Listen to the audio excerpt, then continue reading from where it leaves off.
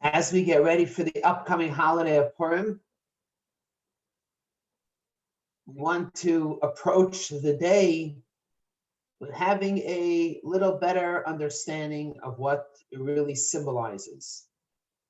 But first of all, on Purim, we should try as best as we can to hear the reading of the Megillah, the reading of the scroll of Esther, which we're going to talk about today. We're going to talk a little bit about this, one of the stories that are part of the story that's told within the scroll of Esther, the lessons that we learn, how to apply it to our life. Another mitzvah is to give charity to the poor, called Matanos Le'Evyonim, specifically on Purim, to give charity to the poor. And another mitzvah is to have a festive meal. This year Purim is Thursday night on Friday, so Friday we should have an extra Friday day. During the day we should have an extra festive meal in honor of the holiday. And the fourth thing is to give mishloach manot, gifts of food to one another.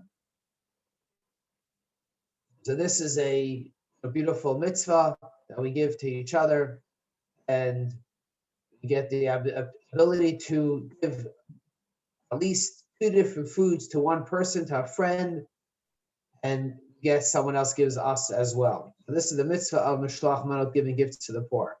All of these laws, or the way this is practiced, comes from the story of how God saved the Jewish people during the times when they were living in Persia under the king Achashverosh.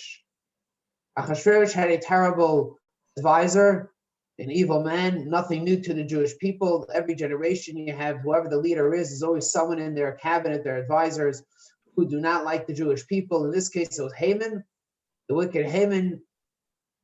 Most Jewish children know that when you hear the name Haman, we boo Haman because he was a wicked man. You go to the synagogue, everyone bangs on the floor, or they use firecrackers or graggers, as is a tradition, to basically blot out the name of Haman. That's what we want to do. He was an evil man, but we don't want to remember anyone, which, by the way, we do today also. And as someone mentions, even the word Nazis, we say Yamach Shema, may the name be obliterated, may the names be wiped out.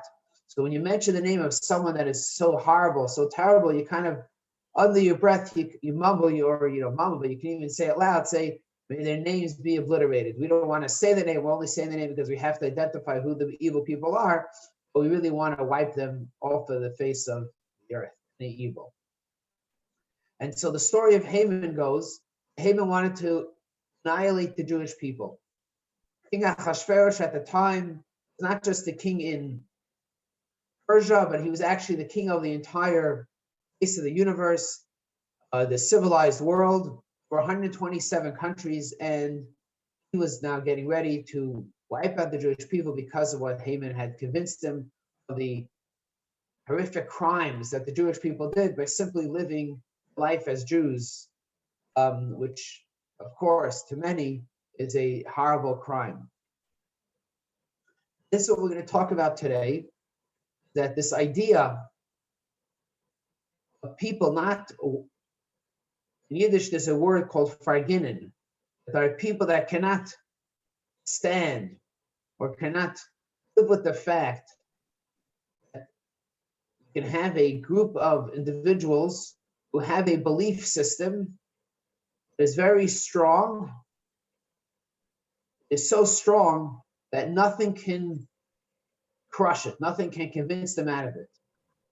Now, what does that mean? Today we live in a society where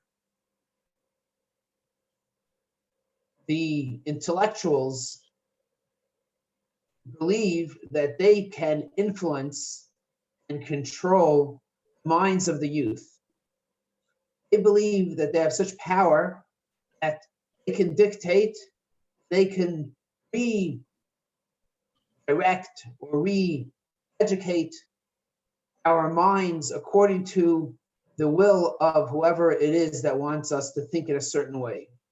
For example, today, it's not necessarily a bad thing, it's not an evil thing, but it just highlights this idea that today with electronic media,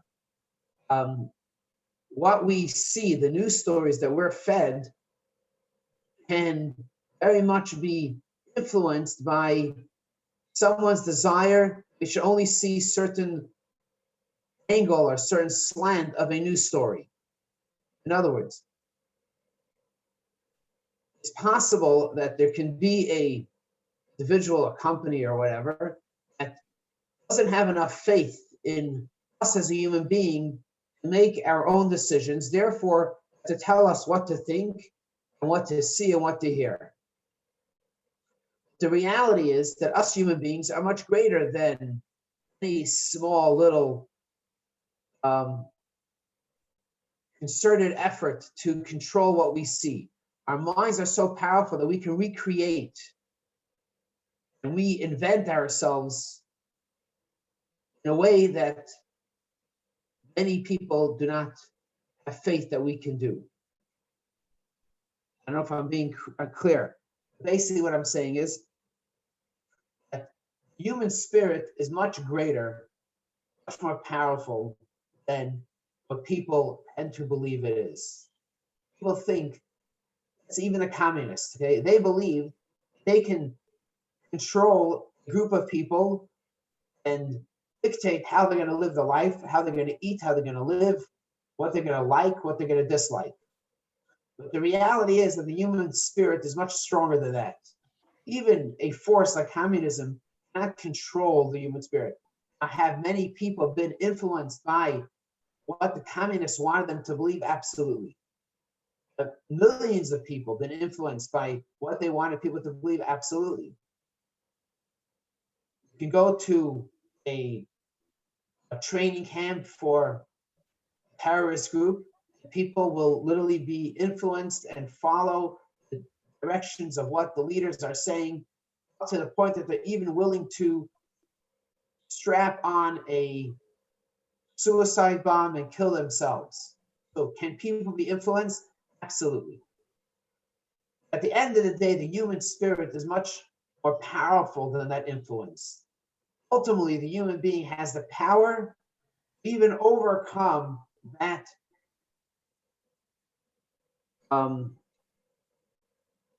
that mind manipulation that someone tried to have upon somebody. So when today people are trying to manipulate how we think, the end of the day is that our minds are so powerful that we could actually overcome it. Why do I bring this up? Throughout the history, Jewish people were at the brunt of the dictatorial's wrath. If there was a dictator that was trying to influence people, who did he let out or she let out their wrath upon? It's always upon the Jewish people. Why? Because the Jewish nation, we have within us an ingredient that does not allow us to be controlled, be manipulated by any one influence. Let me make that clear. Of course, to some degree, we are influenced, manipulated. I mean, I see myself how much time the phone controls me. But I try my best to be in control of the phone, not allow the phone to control me. At the end of the day, I spend way too much time on my phone. Have I been manipulated is a strong word, but have I been outsmarted by these tech companies to use their apps much more often? To some degree, yeah. And so therefore, I need to take a step back and say, wait a second. I can't allow this to happen. I have to be in control of myself. I have to be in control of what I do. I can't let that control me. And that I think is the essence of the human spirit. The human spirit, or the Jewish spirit especially, is that we realize we're prepared to take a moment to think and say, wait a second, something is not right over here. I'm being pulled too many directions and I'm not controlling my own life. It's being controlled by something else, by my boss, by my superiors, my clients, whatever it is. And so at some point, we kind of take a deep breath and we say, wait a second, it's not the way it's supposed to be. I have to control my life. And because of this, throughout the ages, not because of this, but this is one of the reasons why, throughout the ages, a lot of these powers to be did not like the Jewish people. And they tried to wipe out the Jewish people. Whenever a certain country was gaining power, you have a subgroup within that country that is not following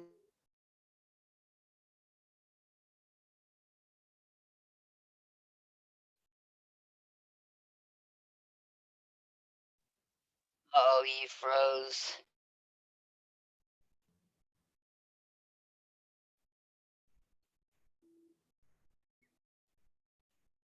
Yeah, I can't hear anything. Okay, now, how long have you not heard me? A couple minutes. Oh. All right.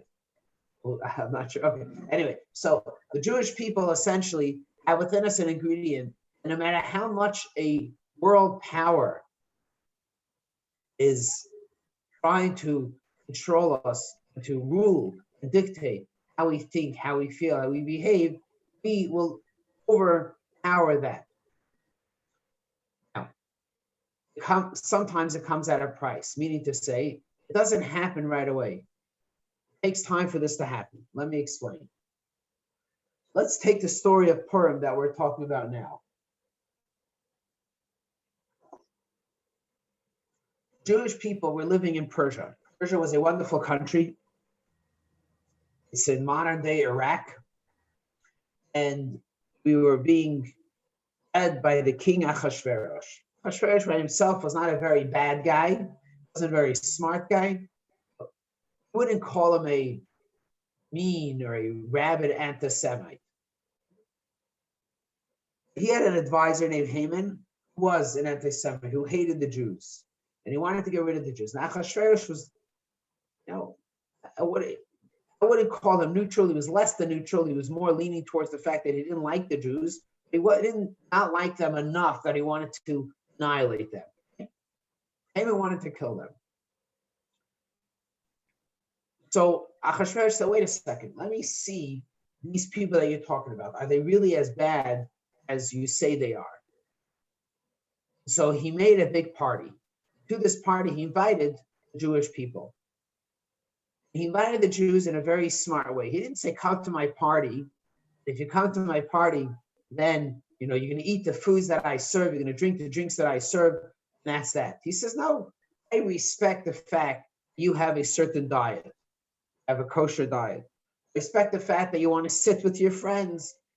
No problem. He made a party and he had kosher food. He had Jewish food.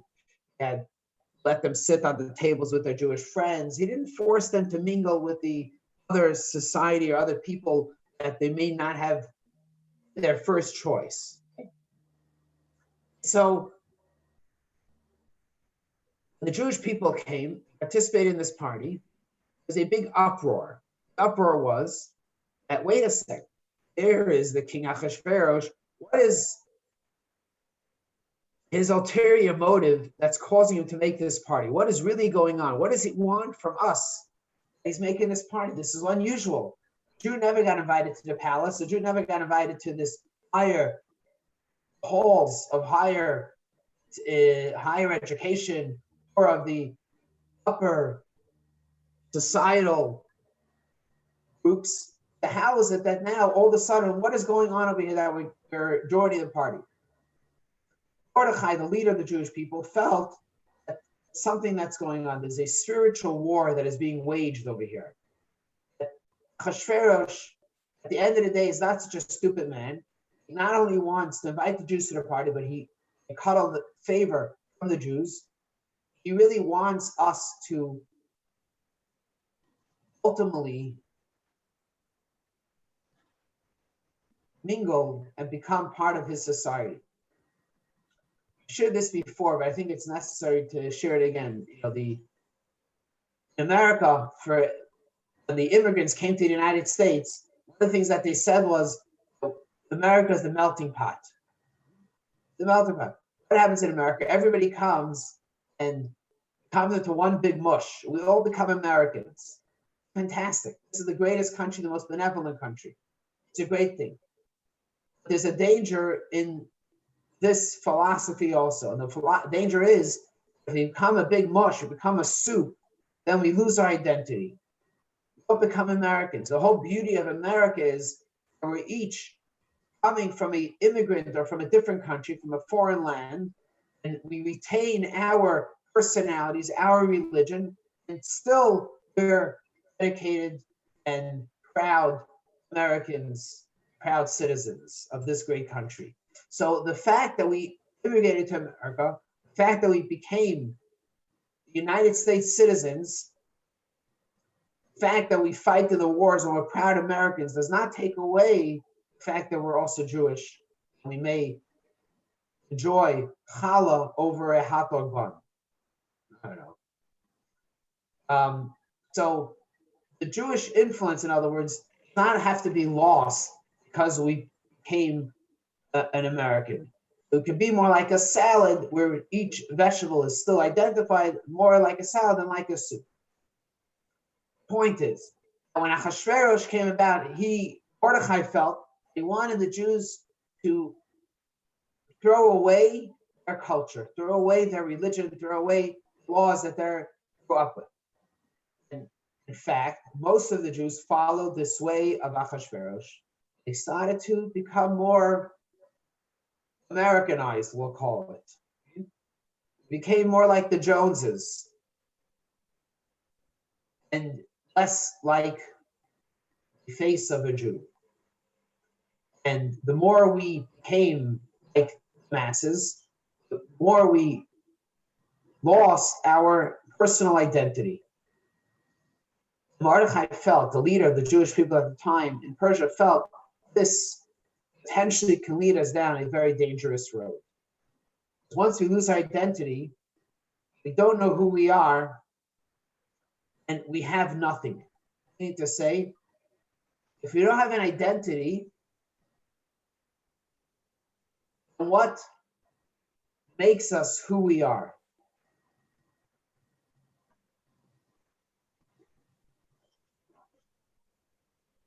At the end of the day, every single human being has a line where they do not cross. The question is, what is our line? It's impossible to be everything. If you're everything, then you end up being nothing. You have to be a something, meaning to say everyone has to have certain principles. So you could even not agree with it. In other words, I have no problem with someone that has, I don't know, conservative beliefs or liberal beliefs. I don't have to agree with it, but it's very nice that they have a certain belief, whatever that belief is. Somebody says, I'm everything, I love everyone. That's a lie. There's no such thing you love everyone. Certain person or a certain thought you will not necessarily agree with. In other words, I believe we should have open borders. Everyone should be able to immigrate to the United States. Beautiful. That's wonderful. That's what you believe. Yeah, everybody, everyone. How about a terrorist? Oh, no, not a terrorist. Okay, so that's your line. Because everybody has a line that they won't cross, right? So everyone needs to have an identity. Everyone needs to have principles. As a Jew, what is our guiding principles? What is our identity? What defines us? Our Jewishness. So when Achashverosh came about and says, no, you can be like the Persians, you can be like everybody else, many Jews say, oh, this is beautiful. We're like everyone, we're accepted. Finally, we're an accepted species. We can be there. Mordechai said, no, not it. You think so? At some point, it's not going to be like that. At some point, they're going to blur it out. You're not like us. But before Mordechai was able to influence many Jews, the Jewish people were in a state of being influenced and being controlled, or more precisely, they were in a state of behaving like their neighbors. What does it mean behaving like their neighbors? So let's say a Jew should wake up in a certain manner. We should say a prayer when we wake up. We should be kind. Okay, let's use a more universal message. When a Jew goes outside of their house, they have a commandment to be nice, to be kind. What happens if all our neighbors are mean? Our neighbors are nasty. What happens? Should we also start to behave in this not nice manner? What happens is if we're living in a neighborhood where everyone is conducting themselves in this manner, we can very easily start to behave in that manner as well. This is what happened. At the time of Achashverosh, the Jewish people shed their pride of being God's children and started to behave like their neighbors. What does this do? What happens is when a person behaves in this manner, we end off disconnecting with the source of our life. What's the source of our life? The source of our life is God. And of disconnecting with our parents. So let's say you grow up in a house on a street. My parents are very loving and caring and beautiful. Our neighbors are not like that. They curse, listen to loud music, whatever it is that our neighbors do. So my neighbors influenced me. I came into my house, I started to behave the same way, using the same language, same type of music, and the same type of dress. How does that make my parents feel? Make them feel terrible. My parents will feel that their child is pulling themselves away from the parents, and what the parents will also pull themselves away from the child. Sometimes it reaches a breaking point. The parents kick the child out of the house. They just can't deal with it anymore. The parent still loves the child, but they just can't deal with this complete, total disregard for the laws or the rules of my house, of the parents' house. So the influence of the street was so strong that it was carried into our house. This same idea applies to the relationship between us and God also. God educated us in a certain way. Sometimes we end up learning from our neighbors and being influenced by them. We start to adapt to the way they live their lives, their tone of speech, the type of music, the type of dress, the type of behavior, the type of thinking. And we come back into God's house and God says, who is this child? How are you behaving like this? And so the relationship begins to get strained. And the more we bring in the outside culture into our house, into our relationship with God, not literally our house, but our, what's the word? Our,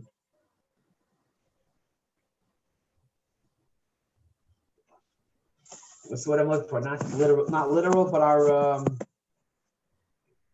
so-called is another word. Anyway. Figurative. Thank you very much. Thank you. Good. Figurative house. That relationship between us and God begins to get strained.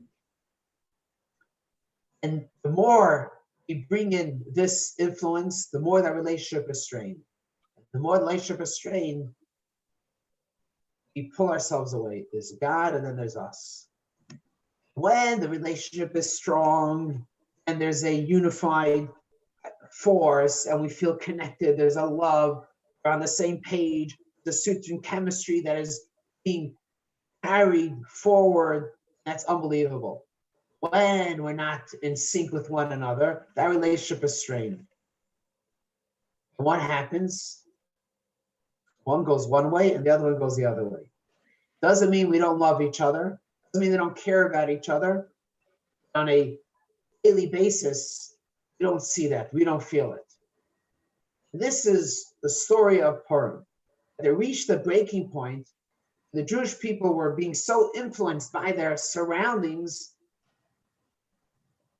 that their relationship with God has been strained. When we are excited about it, it's the words that are used is that God does not sleep nor slumber. When we are reconnected to God, God is connected to us. Therefore, God always watches over us and protects us. When we are not connecting to God in the right way that we should, we have distanced ourselves from God, then God, so to speak, goes to sleep. God is not awake anymore. He's not watching us the way he always watches us. What happens when God goes to sleep? Its influence on us is compromised. When you're awake, the guard is protecting people that it's supposed to protect.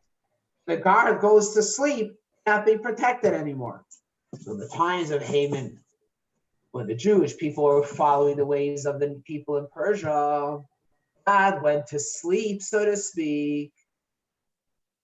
Therefore, there was a lurking danger about the Jews being annihilated because God is no longer protecting us. Comes a moment in this relationship, and what happens? This is what we're talking about today. Came a turning point unbeknown to us. It does not make sense why it happened, but it happened. It came the time of Alaylahahu, that evening came, that God could not sleep anymore. God was not able to sleep, which doesn't make sense. If we're misbehaving, if we've severed our relationship with God, then God should sleep, not protect us. But for some reason, God could not sleep. And God saw the pain and suffering that we were going through, and he turned around this whole story of us being annihilated and end up saving the Jewish people. And that was the turning point of what happened. At the moment God couldn't sleep, saw the Jews suffering, he turned it around, saved us, and killed Haman and his sons, those antagonizers that wanted to kill us. And the Jewish people were saved. This is the short story of Purim. But now we have to understand, what does this mean? What does it mean that God couldn't sleep? How is it that at that moment the Jewish people were saved? This brings us to a very deep point. When we talk about being influenced by our neighbors, okay, there's also within us a little degree of purity, of holiness, of untapped energy that cannot and will never be influenced by its neighbors. Have you ever been out with your friends, within a group of friends? And within this group, there was one kid in this group that, and the group was doing a certain activity, I don't know, throwing toilet paper on their neighbor's tree. One kid said, I'm not going to do that. Always had that one child that the fun kid and is part of the group and has fun, but certain activity says, that I'm not going to do. As a Jew, we have within us an ingredient. At some point, no matter how influenced we are by society, there's something deep, deep down inside that says, I'm not going to cross that line. And it is on that line, it is on that feeling that we ultimately connect to God. What happens when a person goes to sleep? What happens is, on the surface, we lose a degree of consciousness. But on a higher level, we regroup and we regain all of our energetic powers or abilities. And when we wake up in the morning, we are completely energized. When we go to sleep, sapped of our energy, and we enter into a comatose state, instead of losing everything, because now I'm just lying there, I'm nothing, it happens and we actually end up gaining everything back. So if you think about it, it's counterintuitive. When a person exercises, right, you feel more energized afterwards. So maybe that's what we should do. Comes the night, instead of going to sleep by doing nothing, I should work more to gain more energy. That's the way that makes sense. And if you want to go fast on your bicycle, you're going to pedal faster. If you work harder, you're going to get more energy. Theory. It practically doesn't work that way. Practically, we have to take a break. Otherwise, we're going to run out of energy. But in theory, if you work harder, you're going to gain more energy. So going to sleep, in a way, doesn't make sense. You're going to sleep and you're not doing anything. You should wake up in a lazier mood. Sleep brings more sleep. In fact, it doesn't work that way. We go to sleep, our energies come back together, and they regroup. We wake up. Now there's a ball of fire, a ball of excitement, of this vitality that now we can conquer the day. The morning, you're more prone to conquer the day than you are in the evening. In the morning, that energy is concentrated in one place. So when God goes to sleep, it doesn't mean that he forgets about the Jewish people. Remember, he only goes to sleep when that relationship is severed, right? So when he goes to sleep, it's a figuratively speaking, he goes to sleep. When he's awake, he's protecting us, right? When we're in a good relationship. When we're not in a good relationship, he pulls away from us. He goes to sleep, so to speak. So when he goes to sleep, one would think that he's distancing himself from us. Actually, it's just the opposite. God goes to sleep. He's actually pulling all his innermost resources that he has in order to protect us even more. So when the Jewish people were not behaving the way they should have in the time of Mordechai, one would think that God was upset with us, and he was upset with us. He allowed Haman for a little while to try to put this fear within us. At the end of the day, God can't sleep. The energy has been concentrated to one space. Now there's much more strength, much more vitality, much more excitement, a much higher degree of holiness has been gathered together. And from that source, God is going to be watching over us now. In other words, when a person goes to sleep, we lie down. When we lay down, our entire body is on equal footing. When we're awake, even more than animals, human beings stand on 2 feet. Our head is always higher than our body. Our head, the source of our intellect, source of our energy, the source of our life, our thinking, our progress, who we are, is always the leading component of our body. That controls it. That's the top. Head, it influences everything else. When we go to sleep, everything is even. Our feet can argue that we're just on the same level as the head. This is why being awake is so important, because we can see the hierarchy of leadership. Our head should dictate who we are, not other parts of our body. When a person is hungry, their stomach begins to growl, and our stomach at that point begins to control us. We can't think, we can't function, we have to put food in our body.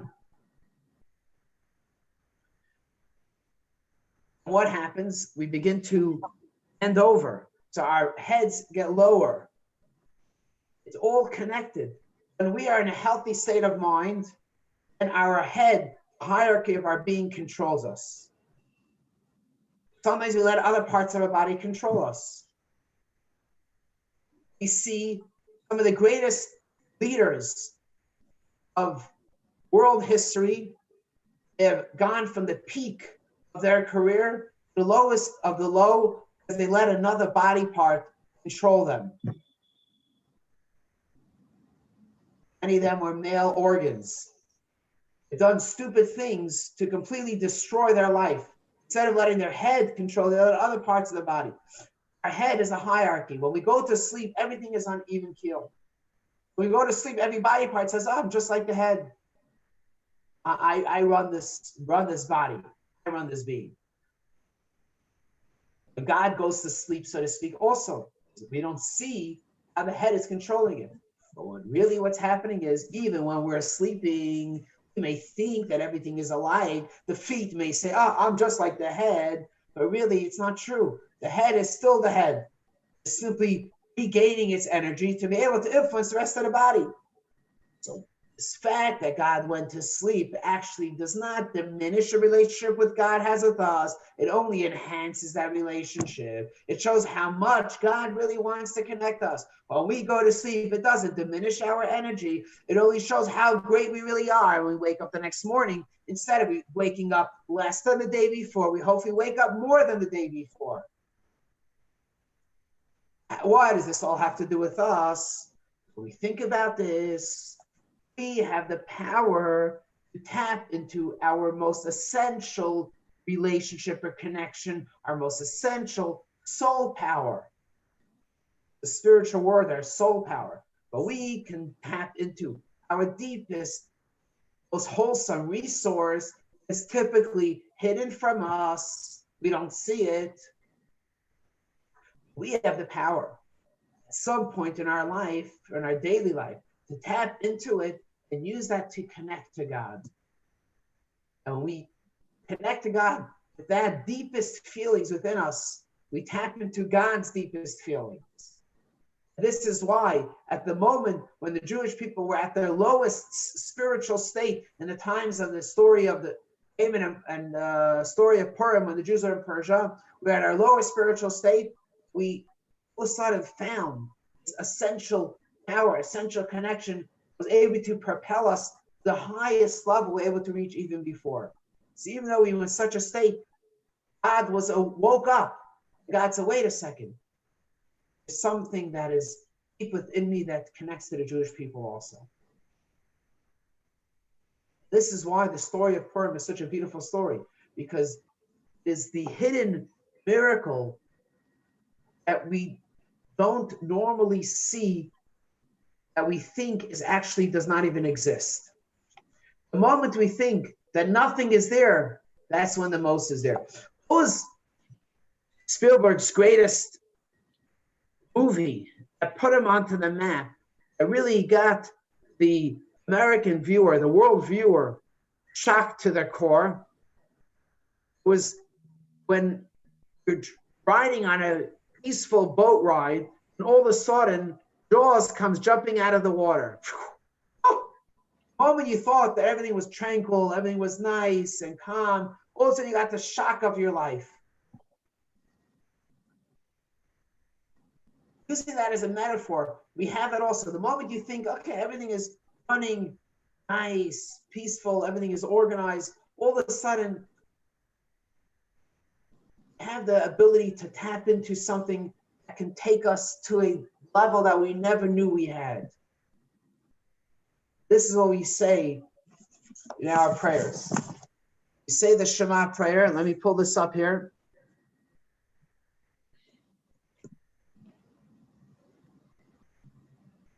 In the Shema, we say, the Lord is our God, the Lord is one, right? Shema, here is the Lord is our God, the Lord is one. Then we continue with the next word. Blessed is the name of his glorious kingdom forever and ever. And then we say like this. You shall love the Lord your God with all your heart, with all your soul, with all your might. With all your heart, we understand what that means, your heart. With all your soul, we also understand that's our spiritual self. What does it mean with all your might?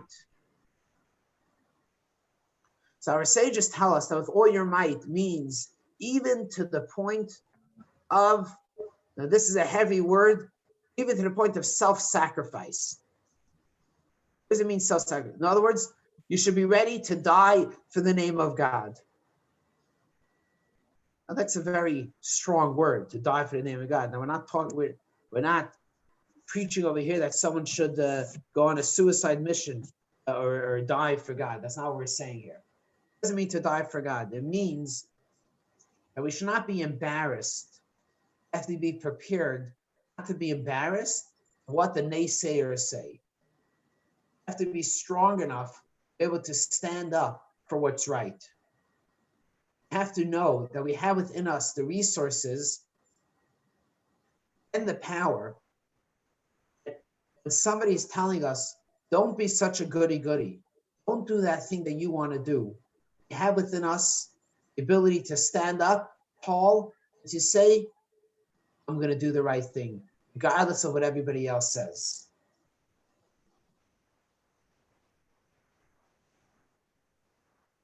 It also has to do within us. If I'm tempted to do something, tempted to eat something that I shouldn't be eating, that is not kosher, whatever it is, a behavior that I shouldn't be involved in, and that little voice inside of me is saying, it's okay, don't worry, there's nothing wrong, it's not the end of end of your life, you're going to survive it. I have to find within me that self-sacrifice, that power to say, no, I have that deep inner strength to be able to stand up strong, stand against that influence that is trying to control me. And when we do that, we reach the point of Alaylahu. Comes the night and God says, I'm going to watch you during this darkness. I'm going to be with you. You're tapping into your deepest essence, and that essence is connecting to my essence. You think that you don't see it. You think that it's dormant, but what you don't see, it does not necessarily mean it's not there. Sometimes what you don't see is there even more than what you do see. That which is revealed is revealed. You can see it. It's in front of you. That which is not there is actually there even more. You just have to reveal it, bring it out. This is why Purim is such a great holiday, because we're so excited to celebrate this idea that we thought God was hidden from us. We thought that we had severed our relationship. We had kicked out of the house. All of a sudden we say, no, this is I belong here. In fact, the master bedroom is my bedroom. That's how much I belong here. That's how much this is part of us. And so this is one of the reasons also why on Purim, it says that we're supposed to drink and be so happy that we didn't know the difference between blessed be Mordechai and cursed be Haman. That's right. You're supposed to be so joyous. In fact, the joy of Purim is the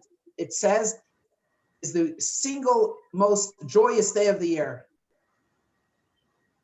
It's supposed to be the happiest on Purim. People don't know. Many Jews don't even know the holiday of Purim.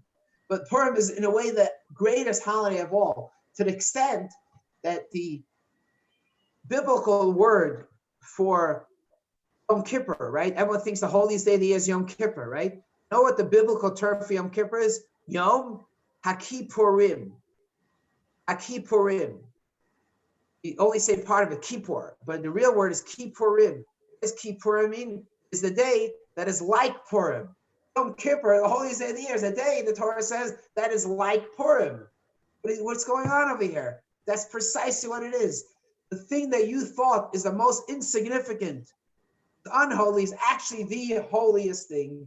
And how do we attain the holiest level? Not necessarily by fasting and praying, but by rejoicing, by celebrating, having a meal, sharing it with friends, and that is the idea of Purim. So with this, I hope we're having a adult Purim party. Maybe you can come, Jennifer, if you're up to it, on Purim, February 25th. We're going to read the Megillah, 6:45. I'm going to read the scroll of Esther, the story of Purim, and we will also then, we will then